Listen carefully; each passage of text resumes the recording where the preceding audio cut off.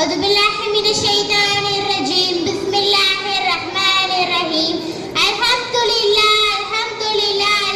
لله رب العالمين نحمده ونصلي على رسوله الكريم أما بعد فقد قال الله تعالى القرآن الكريم فالقرآن المجيد ومن يبتغي غير الإسلام دينا فلن يقبل منه நிறைவுடைய வாழ்வழித்து நெடுநிலத்தை காப்பதற்காக மறையளித்த இறைவனாம் அல்லாஹ்வின் அருளாலும் செங்கதிரும் நன்மதியும் சேர்ந்து கையில் தந்தால் கூட என் கொள்கையை விட மாட்டேன் என்ற முஹம்மது நபி ஸல்லல்லாஹு அலைஹி வஸல்லம் அவர்களின் மீதும் அவர்களை பின்பற்றிய சத்திய சஹாபாக்களின் மீதும் நற்பாக்கியம் மிகுந்த அவர்களின் உம்மத்துகள் மீதும் குறிப்பாக இந்த விழாவில் பங்கு பெற்றுள்ள நம் அனைவரின் மீதும் எல்லாம் உள்ள அல்லாஹ்வின் அருள் என்றென்றும் நிலைப்பட்டுமாறு துஆ செய்தவராக எனது உரையை ஆரம்பம் செய்கிறேன்.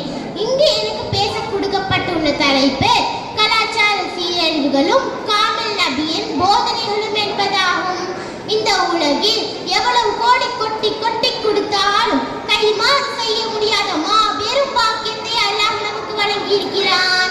நாம் எல்லாம் தீனுல் இஸ்லாமின் சங்கத்தினர்கள். இந்த மார்க்கம் முழுக்க முழுக்க அல்லாஹ்வால் ஏற்படுத்தப்பட்டு அல்லாஹ்வால் சொல்லப்பட்டு அல்லாஹ்வால் சில தீர்க்கதரிசிகளை அனுப்பப்பட்டு அல்லாஹ் சொன்னதை அவர்கள் வாழ்ந்து வழிகாட்டினார்கள். குர்ஆனில் அல்லாஹ் கூறுகிறான், உங்கள் ஒவ்வொருவருக்கும் ஒரு பாதையை நான் ஆக்கியிருக்கிறேன். அந்த அடிப்படையில் ஆக உயர்ந்தது இஸ்லாம். யாரை பார்த்தும் நாம் புதிதாக பழக வேண்டிய அவசியம் இல்லை. சீரான கலாச்சாரத்திற்கு சொந்தக்காரங்களாகிய நாம் உலகத்திற்கு வழிகாட்ட அனுப்பப்பட்ட சமுதாயமாக நாம் இருக்கிறோம். ஆனால் இன்று கலாச்சார சீரழிவுகளை பற்றி பேசும் நிலையில் நாம் தள்ளப்பட்டுள்ளோம். நமது கலாச்சாரம் என்பது காலத்திற்கு ஏற்றாற்போல் மாறுவதில்லை. காமில் நபி ஸல்லல்லாஹு அலைஹி வஸல்லம் அவர்களின் மூலம் பரிபூர்ணம் அடைந்த மார்க்கம் இது. இதைத்தான் அல்லாஹ் கூறுகிறான், அல்-யௌம அக்மல்து லகும் தீனக்கும்.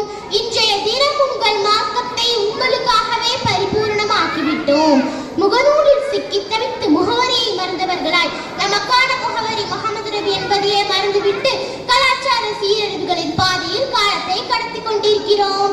பிறப்பு முதல் இறப்பு வரை, அரசன் முதல் அடிமை வரை வழிகாட்டியாக நபி இருக்க அந்நியர்களையும் மேற்கத்தியர்களையும் முன்மாதிரியாக நாம் எடுத்திருக்கிறோம்.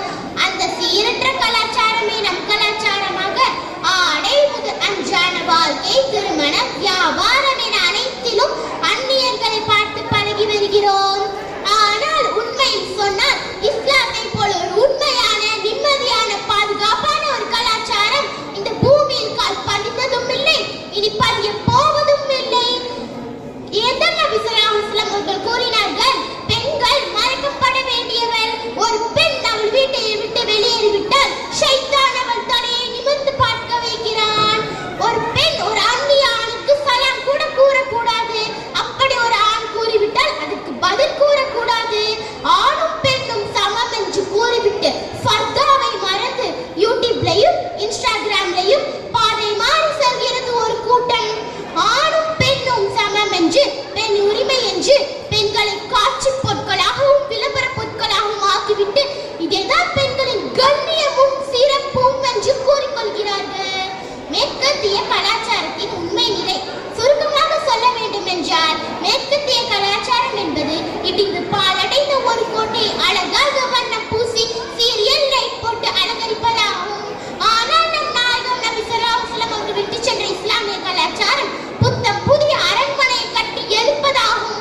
இப்படிப்பட்ட நல்ல கலாச்சாரம் மட்டுமே மனிதரை மனிதனாக வாழ வைக்கும். அல்லாஹ்விற்கும் ஒரு தூதருக்கும் வழிபட்டு அவர்கள் கற்றுத்தந்த அழகான வாழ்க்கையை வாழ்ந்து சிக்கனமாக செலவு செய்து ஆடம்பர திருமணம் செய்யாமல் ஈருலகிலும் வெற்றி அடைய அல்லாஹ் கிருபை செய்வானாக என துஆ செய்தவராக எனது உரையை நிறைவு செய்கிறேன். அஸ்ஸலாமு அலைக்கும் வரஹ்மத்துல்லாஹி தஆலா.